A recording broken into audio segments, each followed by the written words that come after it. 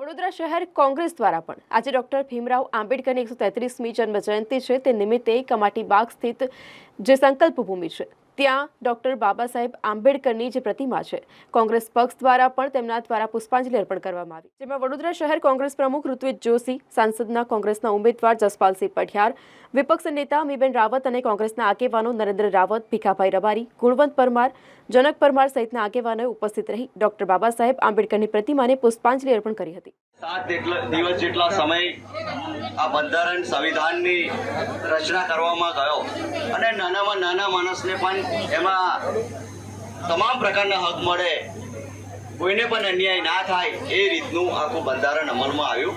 જ્યારે આજે અને આ વડોદરા સાથે તો એમનો અનેરો નાતો પણ રહ્યો છે। સર સયાજીજી દ્વારા તેઓને સ્કોલરશિપ પણ આપીને આગળનું એજ્યુકેશન પણ એટલા માટે વડોદરા સાથે અનેરો નાતો પણ છે।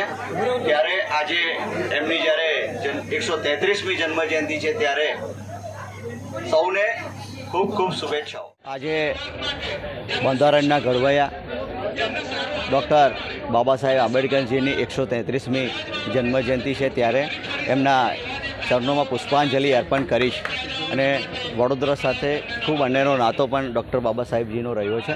સર સયાજીરાવ ગાયકવાડ દ્વારા સ્કોલરશિપ જે રીતે એજ્યુકેશન બાબતે સ્કોલરશિપ પણ એમના માટે કરવામાં આવી અને આગળ જતાં આ બંધારણ અને જે સંવિધાન અમલમાં આવ્યું એ બાબા સાહેબની દેન છે। આજે એમના પુષ્પાંજલિ અર્પણ કરીને સાથે આજે જન્મજયંતિ છે ત્યારે તમામને શુભેચ્છાઓ।